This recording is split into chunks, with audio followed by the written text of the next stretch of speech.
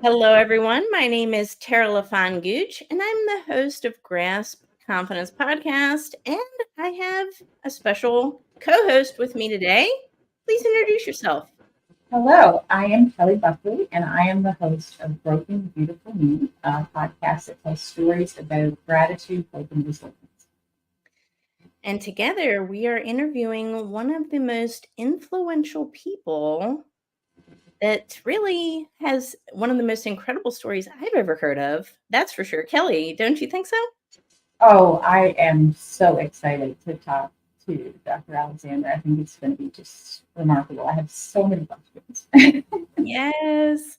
So, we're doing this special show together because we're going to pull elements of personal development, elements of spirituality, and contemplating existence itself. This is a very deep episode, everyone. So, thank you so much for tuning in. And I want to introduce our next guest. Dr. Eben Alexander III is a former neurosurgeon and best-selling author, known for his near-death experience during a coma caused by bacterial meningitis in 2008. His experience detailed in A Proof of Heaven, a neurosurgeon's journey into the afterlife, challenged his scientific beliefs and led him to explore the nature of consciousness and the afterlife. Dr. Alexander now advocates for a deeper understanding of consciousness and the eternal soul through his writing and speaking engagements. Dr. Alexander, welcome to the show. Well, Tara and Kelly, it's great to be here today. I'm looking forward to our conversation. Wonderful. Kelly, I would love for you to start us off and let's pick his brain a little bit because I just want to know more about this incredible story. Kelly, I know you have a fantastic question. Okay, so what I wanted to do was to begin for our listeners who may not be aware of your work or have read your book. So if we could just start with you sharing a little bit about your personal journey and, the experiences that you had that led to the beautiful book. Okay, well, I'll give you a brief kind of thumbnail vision of it all. At the time this happened, I was 54 years old, had spent my life honing a very scientific worldview, and thought that physicalism or materialism was the correct answer. That is that the entire universe just consists of the physical stuff that we can measure and that we consist of, etc., and that it all follows the laws of physics, chemistry, and biology. The problem is that sooner or later you run into a big issue in trying to explain the nature of consciousness and free will with that model, especially because consciousness is much broader than just our little kind of mental phenomena. And this is something that's revealed in near-death experiences. Now, the reason my near-death experience was so important to the scientific community, and that's where very much of my support really lies in sharing the story, is because of the depth of my coma. The Glasgow coma scales, the extreme illness, and when you look at the medical parameters, and they are corroborated in a medical case report, so not just what I told in the book Proof of Heaven, where I gave a lot of my medical details, but also a medical case report by 3 doctors not involved in my care, but fascinated by my recovery because it was unprecedented in the medical literature. And that's really the value of my particular case to the NDE literature, is for me to have any kind of phenomenal experience is really inexplicable, because there was so much damage to all lobes of my brain. And modern neuroscience feels that the neocortex, the outer surface of the brain, is what really does all the human part of our consciousness. And that's why meningitis is such a perfect model for human death, especially an extremely severe case of gram-negative bacterial meningitis like I had. There was no way for my brain to harbor any kind of dream or hallucination. That much is pretty much agreed upon by reviewing the medical records. So where did that extraordinary experience come from? And likewise, the recovery. It truly is unprecedented to be so sick from this type of meningitis, be in deep coma for a week, and then end up making a full recovery, which happened to me over about 2 months after awakening from coma. And that extraordinary recovery demands an explanation. And in fact, when the peer review editors for the journal challenged the three authors who wrote the report, they were not involved in my care, but fascinated by that recovery, and said, "How do you explain this? It's unprecedented." They said, "Well, this miraculous recovery is because he had a near-death experience." And they knew of other cases, like Anita Morjani, who wrote the book Dying to Be Me, and she had an advanced stage 4 lymphoma, and that lymphoma just disappeared after her profound near-death experience, a deep spiritual journey. Likewise, Dr. Mary C. Neal, orthopedic surgeon, who wrote a book called To Heaven and Back, and she had a profound NDE during a kayaking accident in Chile, where she was had an over 30-minute warm water drowning, was brought to the surface dead, and yet she ended up making a full recovery. She also had a rich spiritual journey. So the big message to all of us from a scientific perspective is that this reveals something about our soul and about our free will that goes far beyond materialist misconceptions. And in fact, some of my greatest support has come from scientists who, heard my story, have reviewed the medical details, and realized that this all points to a much grander universe than the simplistic and kind of false, bleak and paltry fiction of materialism that pretends that the brain creates consciousness and that when we die, consciousness stops. It doesn't. There's a tremendous body of evidence, as we discuss in our third book, Living in a Mindful Universe, evidence for the reality of soul and continuation of conscious awareness after permanent bodily death. And this is where the scientific community is really going to help elevate and change this world, because for the scientists who take all this seriously and study these cases, they indicate something far more profound about the nature of consciousness, about our relationship with the universe. Our whole sense of meaning and purpose in this lifetime is dramatically supported in a very positive fashion by acknowledging that the brain is not the creator of consciousness, but is simply a filter or transceiver that allows us to connect to a primordial universal consciousness, to that God mind that so many near-death experiencers come to witness during their NDE, and they come back to this world knowing there's nothing to fear about death. That in fact, it's not the end of our relationship with loved ones, that our souls continue on.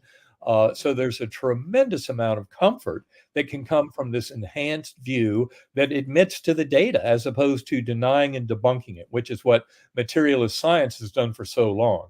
And I'll also just put into this discussion that quantum physics, which is right at the heart of some of the deepest mystery of the last century of scientific investigation, is right at the core of this intersection of the physical world and the mental realm.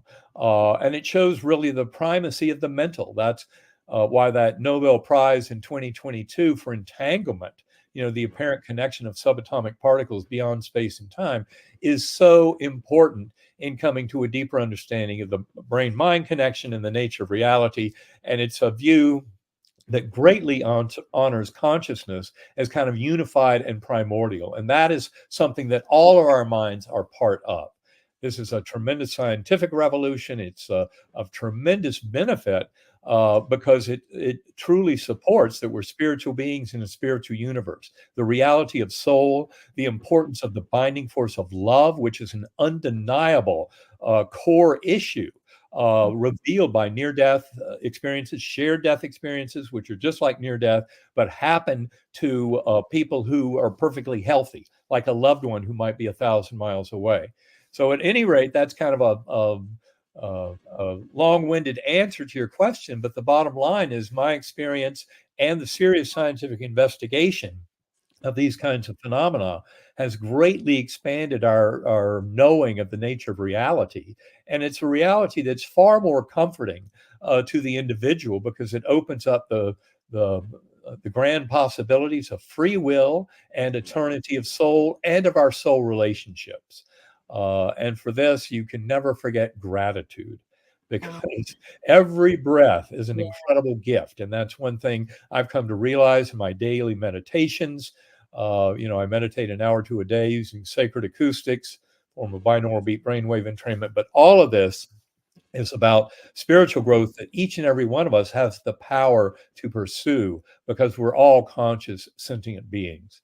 And this revolution is just in the nick of time because the bleak and paltry fiction of materialism and that false sense of separation has led us into a kind of a dark place in human development. And it's really time to awaken to these much grander possibilities of unification and the binding force of love, and that we have shared meaning and purpose in our lives. Wow. Well, you're speaking both Kelly and I's language, first off, especially with gratitude. That Yes. is something that we are both practitioners of. We like to consider ourselves teachers of gratitude. And I'm on my third book, and I'm going to be talking a lot about gratitude and the spirituality of it too, and how that it really bridges the connection with God. It's a prayer. It's a continuous prayer and practice that brings you into that same energy as the divine, and it's so powerful, Eben, what you said there. And I'm wondering, from a personal development perspective, what you said as well about the eternal soul and so much possibility, so much purpose that we have and potential that we all have. Don't you think? Well, I think that is really gets right to the core of the issue, because if you truly follow our conventional scientific worldview, you would scoff at anyone who claims to have free will. And the mistake they make is they think, oh, well, we're all just physical beings in this physical universe that we can measure. And this thing we call consciousness must just be the result of the electron fluxes and chemical reactions in the brain. But they're all just following the laws of physics, chemistry, and biology, which really leaves no place whatsoever for free will. And the mistake they're making is thinking that we have access to some fundamental reality in this world. And that's why, that is in the theater of space and time, along the lines of what science has studied, for centuries and tried to make sense of. And what they fail to acknowledge is what we're actually experiencing is a very heavily filtered version of some reality. And yet, one of the deepest lessons of quantum physics that has vexed the scientific community for the better part of a century and is only now finally at a point where we're getting to some kind of resolution and understanding is the concept of consciousness as being fundamental. That is, this phenomenal witnessing we have, actual, and our interaction with those kind of the phenomenology of our mental experience is what actually drives the way the universe goes, because it's all fundamentally mental, not fundamentally material. And the material or physical universe emerges from the mental. And this is one of the most important ingredients of understanding why that Nobel Prize in 2022 for entanglement of subatomic particles was so critical. Now, there are many quantum physicists who simply will say that, there's going to be some other kind of mechanistic material explanation for entanglement. And yet they obviously just haven't studied consciousness enough. Because once you study consciousness, especially all the evidence for non-local consciousness, like remote viewing, like telepathy.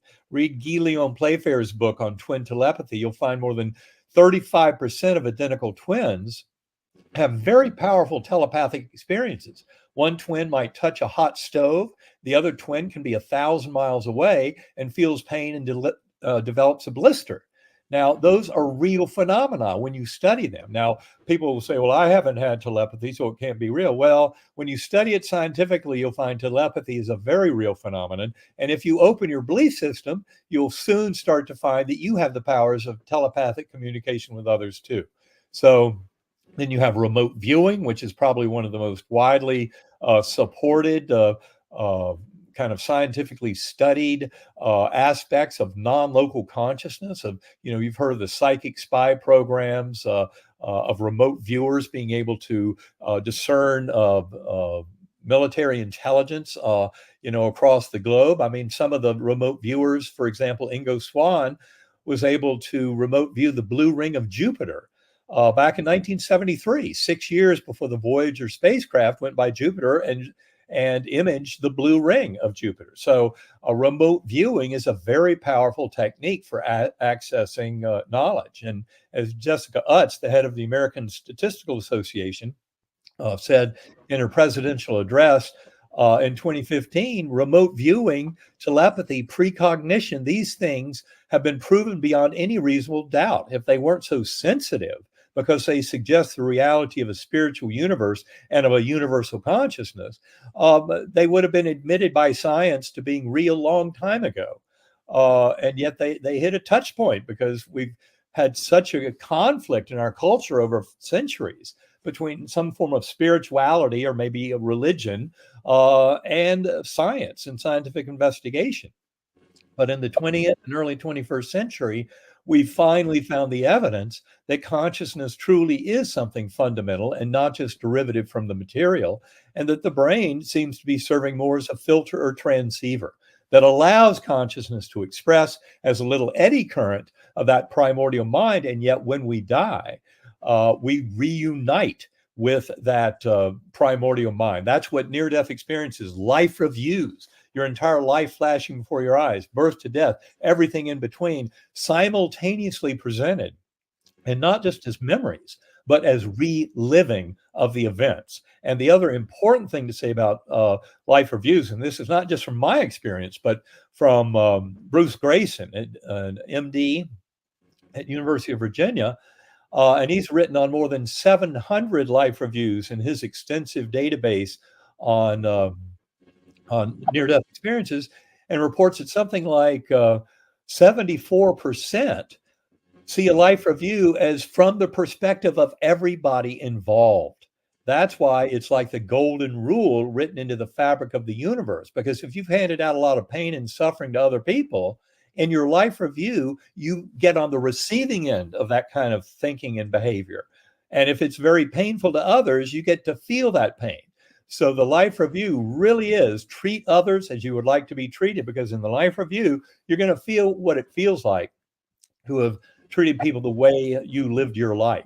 And that's why it serves as a gentle course correction to gently nudge us towards love and compassion and kindness, mercy, acceptance, and of course, never forget gratitude. These are the main ingredients that are suggested by near-death experiences. And now that the scientific community is taking them very seriously as a real aspect of human existence, we're coming up with much better models of how it all works. And for any of your audience who want to see the indisputable scientific proof of the reality of the afterlife and of reincarnation, because that is a giant part of it all, go to bigelowinstitute.org. You will find 29 essays that were written in 2021 in an essay contest, and they all were written by scientists who had at least 5 years experience studying the afterlife issue. And you will find overwhelming evidence for the scientific validation of continuation of conscious awareness after permanent bodily death at bigelowinstitute.org. Tremendous amount of information. Of course, our third book, Living in a Mindful Universe, covers a lot of similar material and goes even further in terms of integrating it all into a model that works to explain the nature of reality, of eternity of soul, and that we're truly spiritual beings in a spiritual universe. Amazing. Kelly, I know you have a burning question that you're dying to ask him about the life review, right? I can feel it. Well, it's interesting. So the origin of my work is I work with the bereaved, and I actually started doing that after the loss of my son Stephen in 2009. And that year, I call it the most awake year of my life, because I felt connected to something that I had not experienced before. Mm-hmm. And as I was reading your material, I realized that I had written something about that life review. I called it God's special reel of film. And I said, you kind of go into this theater and you're presented with how you have lived your life. And the cutting room floor is where you missed an opportunity to love someone, or you missed an opportunity to forgive someone. And it's just, I have to say, I'm so thankful for you, because it's validating for me that as I was writing that, I knew it was true. I knew that was the truth. And I always say that I was just the typist in that first year, as I was grieving. But I was so thankful for the wisdom that came with that. So the life review, what can you say to people about how they can think about their own life review without actually experiencing a near-death experience? Well, I will tell you that my wife, my partner in all this work, the co-author of that book, Living the Mindful Universe, Karen Newell, has often reminded me of the daily review. Why save it for the end of your life? And this is something that's a very natural result, for example, of meditation, of regular meditation or centering prayer. For me, centering prayer and meditation are one and the same thing. I use a very powerful tool in the form of sacred acoustic binaural beat brainwave entrainment. We explain a lot of that in the book, Living in a Mindful Universe, about how this is such a powerful mode for helping to liberate your conscious awareness from the little ego mind. Important to point out that little voice in your head is not your consciousness. I love how Michael Singer, in his book, The Untethered Soul, he calls that voice in your head the annoying roommate. That's very, very important to get. That is not your consciousness. Your consciousness is your awareness of those thoughts. But in fact, that awareness has access to much grander aspects of self. And I'm sorry for your loss, but you're pointing out a beautiful aspect of that kind of tragedy of losing a loved one, is that often we are then gifted with some form of after-death communication, a great clarity that their soul is still here and is alive in the here and now. And it's not just wishful thinking. That's the important thing. There's so many examples of people getting very real and important information. For example, health information. I know a colleague of ours, Larry Burke, has written a book on premonitory dreams, and his book addressed just breast cancer, I believe, was the focus of it. But a number of cases where people had premonitory dreams, and I can say that often dreams like that involve a loved one who gives us that information that we need to go to the doctor, or that there's a mass in the breast or what have you. So it's not just kind of wishful thinking about, oh, I wish I could reconnect with them, but often they come to us with useful life important information, like medical data that says get this particular thing checked out. So the more we develop this relationship with kind of our higher soul, as I like to put it, and I promise you, these differential frequency brainwave entrainment of sacred acoustics, people can learn more at sacredacoustics.com. But it's an incredibly powerful way of kind of letting that ego voice make a request, ask a question, but then at the beginning of the meditation, the ego voice just goes into timeout, as I've learned to ride the tones, coast with those tones. And what they seem to be doing is by creating an oscillation in the lower brainstem, and that's what the binaural beats are doing. It's a phenomenon that's been described for almost 200 years, where a pure tone in one ear and a slightly different pure tone in the other ear gives a strong signal that's equal to the arithmetic difference between the two. So if I put 100 hertz tone in one ear and 104 hertz in the other ear, I'll get a 4 hertz wavering wah, wah, wah, wah, wah, wah, signal. And that is what I've learned to ride and just kind of blank my little ego mind, but let that kind of connection with higher mind. Basically, you're trying to get into a hypnagogic space. That is like the space between awake and asleep.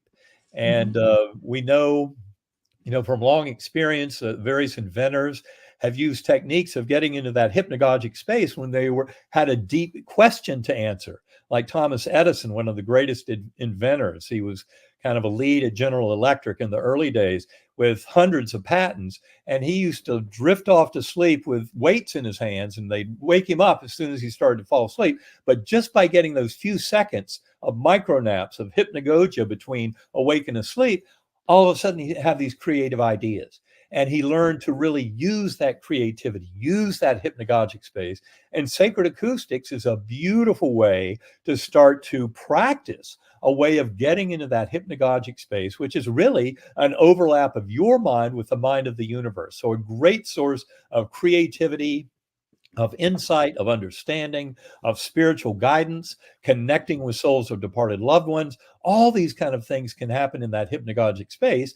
And sacredacoustics.com, binaural beat brainwave entrainment, is an incredibly powerful and effective way for you to turn off the little ego mind, that little chatterbox monkey mind in the head, and start really pursuing your higher soul and that grander wisdom that comes from connecting with primordial mind. And these are all concepts that we cover in detail for both practical and theoretical implications in the book, Living in a Mindful Universe. You mentioned ego, and I was just talking to Kelly this weekend about ego, and she has something phenomenal. I want you to tell him what you say about ego, Kelly. I always say I'm not really sure the origins of this. I feel like I met Wayne Dyer 10 years ago, and I feel like it may have come from him. But I always call ego edging God, and Yeah. that's you lose the perspective when you let ego come into that conversation. When you're living your life, and if you just need that out of the way, you open yourself up to the magic that is all around us that sometimes we just fail to see. Well, that is a very important point. I'm so glad you made that. In my journey, people who've read the book Proof of Heaven will realize, first of all, that it was amnesia was an unusual ingredient of my NDE. In fact, I've never heard of amnesia being that big a part of someone's near-death experience. But for me, I had no knowledge of Eben Alexander's life, no knowledge of humans, Earth, this universe. It really was an empty slate. And what I've discovered is that NDEs are always tailored for the individual that has them. They really have no other purpose. But when you study them en masse, we study big numbers of NDEs, we find a lot of commonalities. But in mine, it was unusual to have that amnesia, but it allowed for an extraordinary lesson for someone interested in neuroscience, phenomena of memory and consciousness to go through this, because it really defied most of my materialist preconceptions about it all and truly opened me to a far grander kind of vision of what this could all mean and where it was headed. But the amnesia allowed me to go into these many different levels, and I started in what I call the Earthworm Eye View, primitive, coarse, unresponsive, but then through a musical melody of light, a light portal was led up into this brilliant, ultra-real Gateway Valley. Now, that, of course, would be where life reviews would happen, that kind of area. That's where I had that beautiful guardian angel on the butterfly wing and this incredible beauty down below, kind of a world of perfection. There was no death or decay at all. And yet that was not the end point of my journey. There was a beautiful message from that spiritual guide on the butterfly wing. And of course, it was a discovery of her identity 4 months after my coma that drove home the reality of the experience. But importantly, that was only a stepping stone of my journey, because the angelic choirs that created such a sense of ultra reality in that Gateway Valley provided yet another light portal to higher and higher levels. And I saw all of four-dimensional space-time collapsing down, all of that deep ultra reality of what I call the Gateway Valley, that spiritual realm, collapsing down, until all I had was this complex oversphere that was basically the entire universe throughout all of eternity.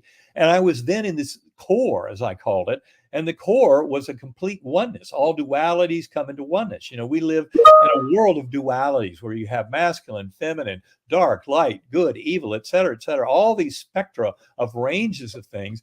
But in that core realm, it all came together into oneness. And not only that, I recognized that the very source of my conscious awareness was that pure God force of pure love. And that's why NDEs are so comforting. That's why more than 90% of people who have had an NDE across all cultures and belief systems, and this includes a lot of people who were previously atheist or agnostic, more than 90% of them come back knowing in the reality of a loving, personal, responsible intelligence at the core of the universe. And what I came to realize is it doesn't matter if you want to call that force God or Allah, Brahman, Vishnu, Jehovah, Yahweh, Great Spirit. These are all names of humans trying to claim it. But the deeper reality is we're all talking about the same infinitely loving, merciful, kind, focused, unconditionally loving presence of a God force. And that is what brings such comfort. But to me, the important thing is that that was really the source of my conscious awareness. So none of us are ever separate in any way from that God force. It's always there in a very powerful form, right in the core of our awareness. But it helps to traverse that veil that connects us to the spiritual realm so that we are more into that oneness. And this is where, centering prayer and deep meditation can help any and all of us to get to the same kind of knowing and knowledge. You don't have to have an NDE. It certainly helps to have one as a touch point, but to even hear about NDEs is a great catalyst to help all the rest of us grow into this deeper spiritual truth. But we have the tools as a conscious, sentient being to explore consciousness through meditation and centering prayer. And that's where you start to discover that it's far grander than this little ego-focused, conscious awareness. It's only in the here and now in this body, but far grander than that. And that's where I think it's so important for all of us to reject that bleak and paltry fiction of materialism, that we're isolated individual sentient beings with no connection to the universe and to each other. And of course, this notion of spirituality also greatly encompasses the animal and plant kingdom. So don't think that animals don't have a rich kind of spiritual existence. I've heard many a story of people who are pet lovers who encounter their pets in beautiful ways in near-death experiences. So in fact, it's really as humans with our little ego mind, that linguistic brain, that we're led away from some of these spiritual truths that I think can be kind of obvious to animals. And that's why that whole predator-prey dance of animals eating animals is not as painful and horrific as we might think, is because the animals are used to the fact that they have a continuity of life, that they come back again and again. And this is something humans can realize, not just through NDEs, but for example, through the work of Christopher Kerr, a hospice and palliative care doc in Buffalo, New York, who wrote a beautiful book about 5 years ago called Death is But a Dream. And he doesn't study NDEs at all. What he studies are people who are actually dying. And what he finds is exactly the same things happen. And they have elements of life review even in the weeks before they die, if they have kind of a prolonged death and not a sudden death. They go through dreams and visions where they reunite with souls who have left the world, and they go through resolution to where they make amends and apologies and express love and compassion and kindness, just like we often describe in NDEs and life reviews. But this is something that's a natural part of hospice and terminal care. So it's really part of the human condition. And it shows us, we are eternal spiritual beings. And this is a scientifically validated truth. And we're just getting more and more to a point where we have theoretical models. The philosophical position that I currently think is most on point is called evolutionary panentheism. Panentheism basically means that God force, that one mind of love, is through all of us, and it's what generates the emerging physical universe. Evolutionary means there's truly free will, and quantum indeterminacy from the world of quantum physics is what opens the door to actual free will, even though I think there are fascinating discussions about how much is determined, and how much is due to our choices as sentient beings in determining our emergent worldview. And I think there's a lot of evidence for free will playing a tremendous role in our emerging reality. And it's not just a deterministic universe, which is what a lot of those materialists falsely believe. I love that. It's so poignant. And you're talking about the golden rule, our not just our life reviews, but our daily reviews, right? The impact that we're creating. And Kelly talks a lot about the ripple effect. It's so powerful. But, I can't help but think you come from the scientific background.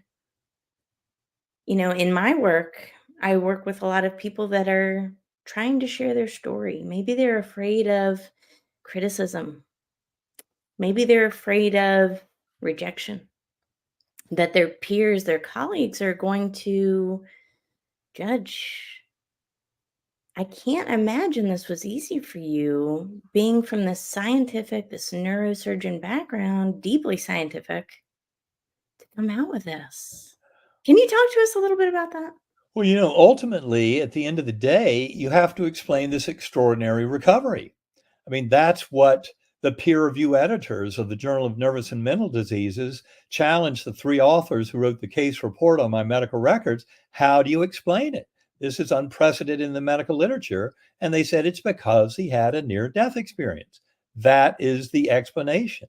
It's simply scientific acceptance of the reality of this kind of miraculous healing. Now, interesting that in medicine, we look back over the last 7 or 8 decades, and we've been using placebo effect as the great gold standard for medical controlled trials. And placebo effect is much more than just a sugar pill fixing a headache. Placebo effect is an extraordinary demonstration of the power of human belief and will to influence our emerging reality.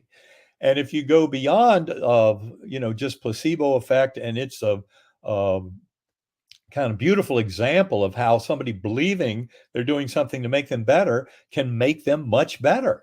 And then you can work your way into the world of spontaneous remission of diseases. For example, if you go to noetic.org, Institute of Noetic's website, you'll find, put in the search term spontaneous remission, you'll find a book that they published in the mid-1990s. It was by, I think it's Hirschberg and O'Reilly or something like that. I might have the names wrong, but if you do that search, you can find it on the Noetic website.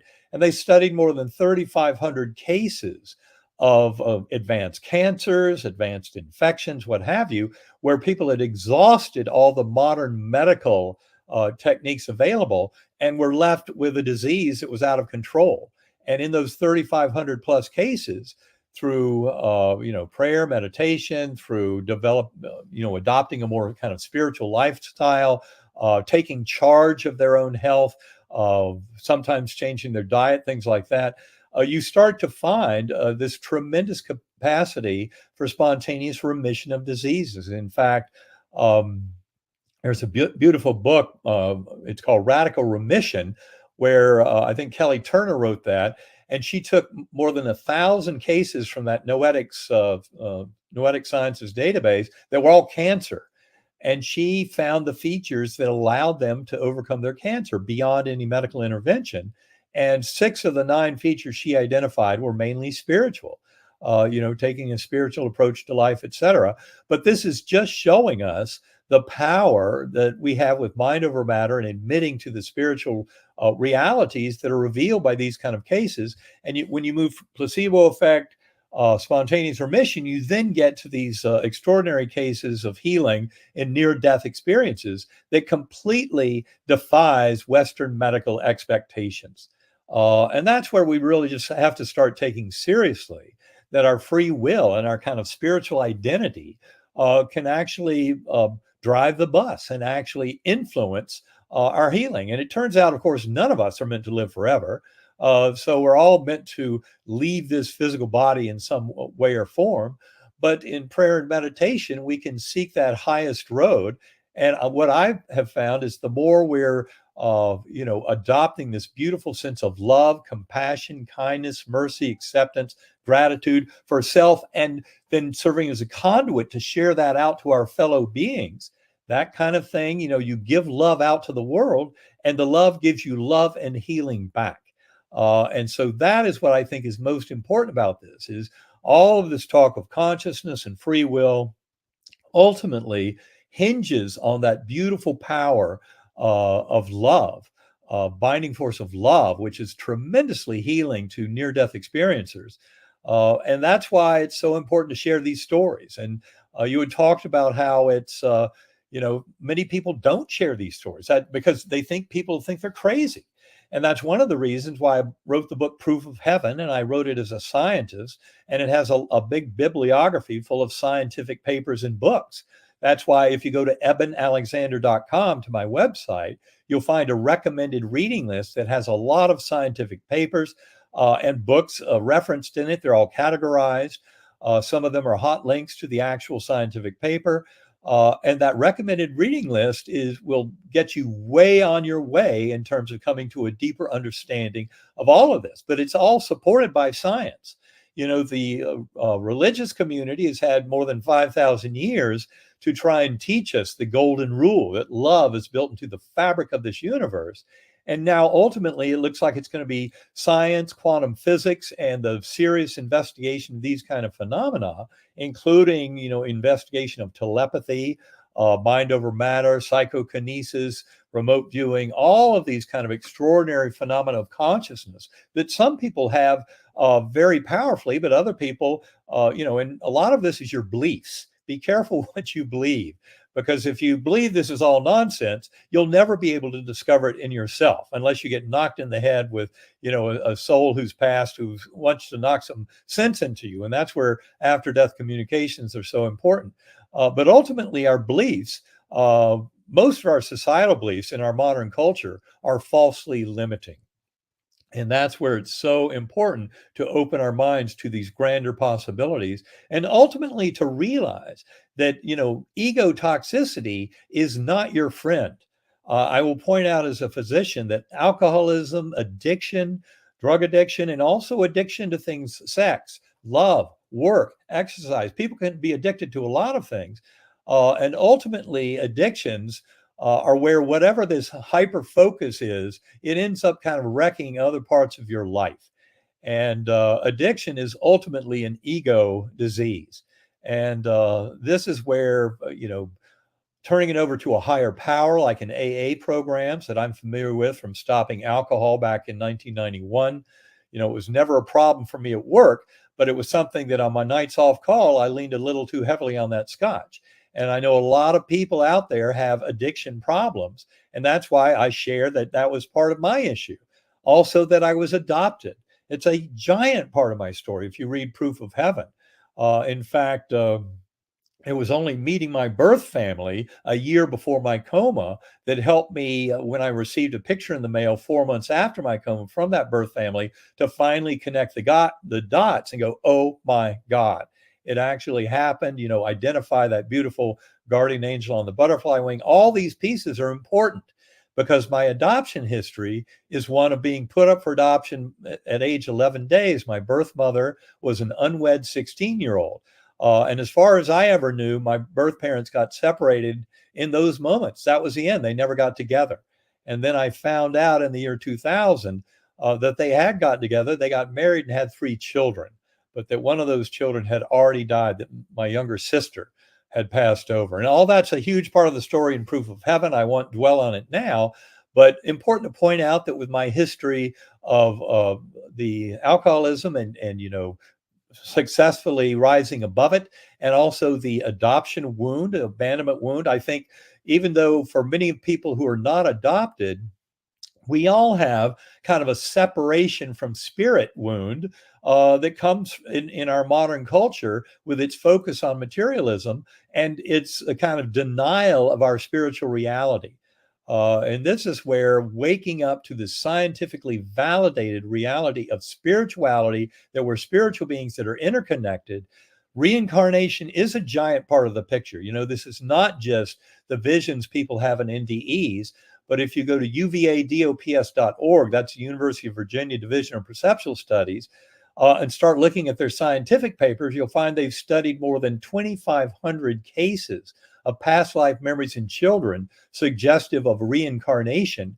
And of those 2,500 cases, more than 1,700 have been solved over 6 decades. That is, solved means they found the person who lived before that the child is describing. Often the child gives names, very specific details about how they died in the previous life. In fact, a third of Ian Stevenson's original cases in that database, a third of them had birth defects and kind of limb abnormalities that were related to the mode of death in the prior incarnation. If that doesn't get your attention, I don't know what will. But the bottom line is, Our materialist thought that the brain creates consciousness and at bodily death, our awareness ceases to exist is completely false and not supported by all the scientific evidence. And for those who worry a bit about reincarnation, I can tell you it's still the goal of love, kindness, and compassion. It's just that it takes more than one lifetime for us to work towards that oneness with the divine and that sense of universal love. But it's always still the same. NDEs are clear on this point. There's a beautiful book by a friend of mine, Robert Koppes, Coppes, from the Netherlands. He's very familiar with near-death experiences. He wrote a book called The Essence of Religions, where he compares the top main 5 religions in the world today: Abrahamic faiths of Judaism, Christianity, and Islam, as well as Hinduism, Buddhism. And basically, the gold standard is near-death experiences. And he kind of says how each of those approaches the beauty of near-death experiences and their focus on life reviews and the golden rule being written into the fabric of the universe, but none of them gets it perfectly right. This is why, we shouldn't be so consumed by religious ideologies. We should focus more on prayer and meditation and what is revealed to us in these deep states of exploration, and especially through spontaneous cases of near-death experiences, shared death, which are just like near death, but happen in perfectly healthy people. They might be loved ones 1,000 miles away, but the departing soul will grab their soul on the way out, even to the point of seeing a full-blown life review before the bystander soul comes back to this world. So all of this points to a much grander reality. We're trying to open the door so people will share these stories much more widely. You can go to IANDS.org, International Association of Near-Death Studies.org, to see thousands and thousands of commonly reported NDE cases and similar cases. Also, NDERF.org, an excellent source run by Jody and Jeff Long. He's a physician, radiation oncologist, who's now in Kentucky. NDERF.org is their website. Many NDEs reported there, and a lot of information for the public about NDEs. But these are really waking the scientific community and our culture at large up to the absolute, undeniable reality of our spiritual essence, our interconnection, the binding force of love, and the spiritual nature of the universe. Kelly, I would love to hear your thoughts. Okay, I have I know, me too. So I just have to tell you, so I am a registered nurse. I come from a nursing background, and everything that you've said, just based on my own professional experience and then personal experience with loss, I don't even really, I'm at a loss for words, but I want to just read the quote that I read this morning as I was preparing to talk to you. It's from Nikola Tesla. The day that science begins to study non-physical phenomena, it will make more progress in 1 decade than in all the previous centuries of existence. So as a registered nurse, I recall sitting by patients' beds as they were getting ready to pass and staying with them. Primarily, my areas of focus were intensive care, emergency room nursing, and oncology nursing. So the spectrum of loss, I think, prepared me for the journey that I'm on now. There was just things that I could not explain as people were passing. There was things that I could not explain about a person's recovery in an oncology setting that had a very poor prognosis, but their mindset was completely different from a patient who had the same prognosis. And so put those 2 patients together, and the person who had the mindset and who was meditating and focused on healing, that their outcome was well. And I never really had, I wasn't doing a professional study, so it was just all these observations that I made through the years.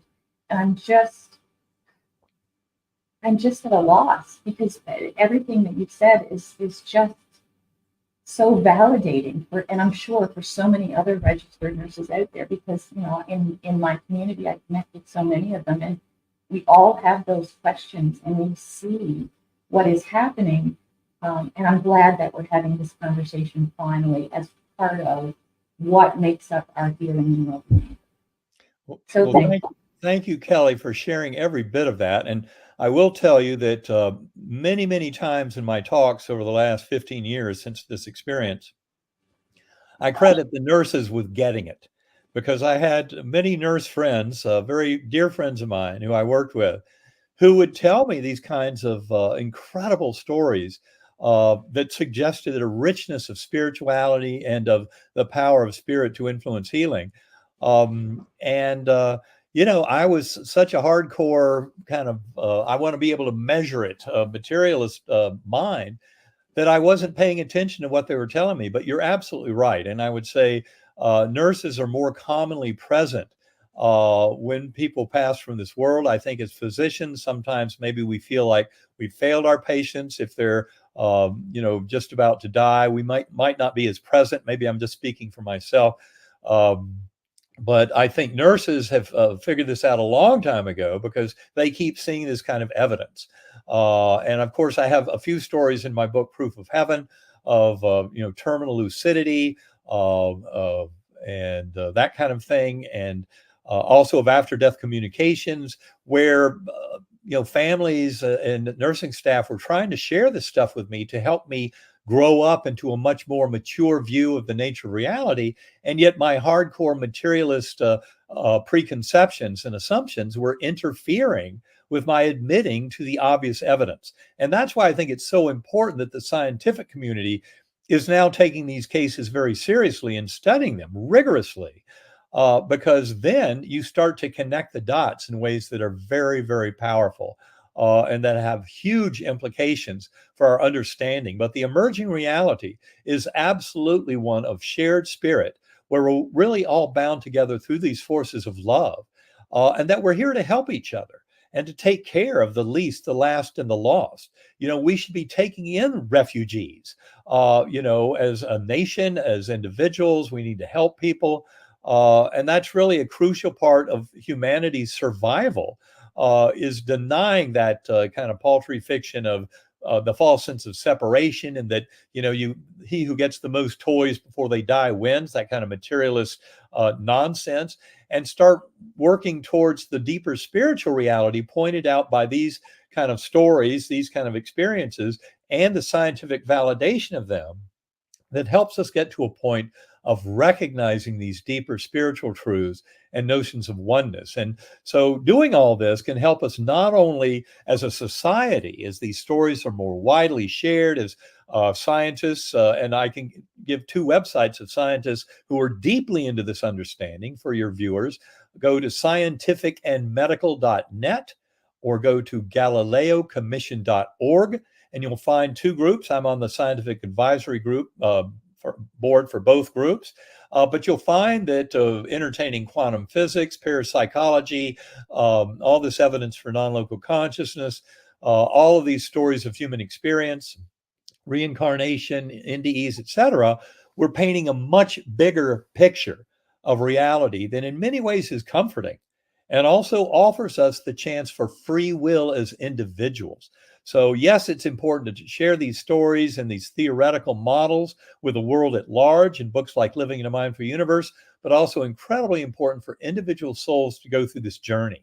And if you go to ebenalexander.com, you'll find that there's a companion workbook to that Living in a Mindful Universe. This workbook is free. It's a 33-day email campaign where if you leave your first name and an email address for the next 33 days, each day you will get a key concept from our book, Living in a Mindful Universe. And this is presented in a community format so that more than 12,000 people have taken that course over the last few years. They leave their comments, they help each other. It's all right there at your 33-day journey into the heart of consciousness, which is right on the welcome page at ebenalexander.com. So anybody can jump on that 33-day journey and start learning a lot more. The other resource I like to point out is a website that was really Karen Newell's brilliance, my wife and the co-author of Living in a Mindful Universe, and that is called innersanctumcenter.com. That's INNER sanctumcenter.com, and you'll find there many things. For one, we did more than 50 interviews during the pandemic with thought leaders around the world on consciousness studies and other experiencers. All of those 50 some interviews are available for free at innersanctumcenter.com. Likewise, there's a mental health practitioner course. This does have a cost associated, but it's a very good course on spirituality and modern mental health practice. Karen and I did that course with Dr. Anna Yusum. She is a brilliant psychiatrist from New York City. She wrote a book called Fulfilled, which I highly recommend. And she did that mental health practitioner course with us to help people mainly with anxiety and with spiritual issues. It turns out that Dr. Yusum also wrote a peer-reviewed study, a pilot study of sacredacoustics.com, especially the Whole Mind Bundle at sacredacoustics.com, where she found that over 2 weeks of time, her busy Manhattan practice with a lot of anxious patients showed a 26% reduction in anxiety symptoms just by listening to Sacred Acoustics. Whereas the control group, who got standard talk therapy for anxiety, only had a 7% reduction over those 2 weeks. So 26% just by listening to Sacred Acoustics is very powerful. And if you listen to Sacred Acoustics, you'll see what I mean. That Whole Mind Bundle, Karen put on sale at the beginning of the pandemic. That's when that Dr. Yusum's her pilot study came out in January of 2020, I think it was, right at the beginning of the pandemic. And that's at Journal of Nervous and Mental Disease. So you can learn a lot more about it. But that Whole Mind Bundle is still available at a very discounted price. In fact, I think Karen knew that the anxiety of the pandemic and the economic collapse of the pandemic would be so severe that she left a free button on the website at sacredacoustics.com to give that Whole Mind Bundle to people who needed it for free out of her generosity to the world. And I believe that is still there. Of course, we expect that people who have financial means will pay the discounted $19 to get that Whole Mind Bundle, but you'll find it can be incredibly important and powerful. And then, of course, start exploring more of Sacred Acoustics, because there is an unbelievable amount of power to what these tones can do to help people come into their own self-healing. Wow. Well, I'm going to be that later. Oh, sorry, Karen. I have used binaural beats. I use them daily as I'm writing and working and meditating. And I can attest to the power of them. It's just completely changed my perspective. It's my anxiety has lessened. It's amazing. And I also have worked with transformational breath work, which is, I'm just getting into that, but that is such an interesting field as well, to connecting yourself to a higher consciousness. So all of these tools are so important. I'm just thinking about the length of my reading list after chatting with you. I've got a lot of work to do. Well, it's all play. I look at it as play. This is fascinating stuff. And the more you realize that it heads to a much more positive life, and one where you feel like you have a true influence on your emerging reality. I mean, this is an incredible revolution just in kind of human thought and human abilities and acknowledgement of our power. I think within the next decade, just as Tesla said in that beautiful quote you read earlier, science will discover far more than we have in all the centuries of our existence, as this kind of knowledge of the power of mind over matter expands, and as more and more people explore their own potential. Wow. Oh my gosh. That was a mic drop moment. Well, with that, I want to just say thank you. I'm very grateful for your presence today, for teaching us this. I know I learned a lot. I know our audience has learned a lot. And there's so much depth to the human soul, folks. So much infinite potential within all of us. And this just goes to show us how much potential we truly have. But most importantly, I feel like how loved we actually are. That is true. It's all about love. The more we can serve as a conduit for that love and bring it into this universe, share it with our fellow beings, the better off we all are. Thank you so much for what you do to get this out there. Thank you, Eben. And thank you for everyone who tuned in. Don't forget to support each of our podcasts and tune in and share this with someone. This is truly a life-changing and life-saving message. So the more we share, the better off we can all be and help each other and rise as a collective. This is not just about helping ourselves, but how we can ultimately help each other. So thank you so much, Eben. Thank you, Kelly. It was a pleasure today. This was fun. Great. Thanks so much, both of you. Thank you. We will catch you on the next episode. Take Sounds care. good.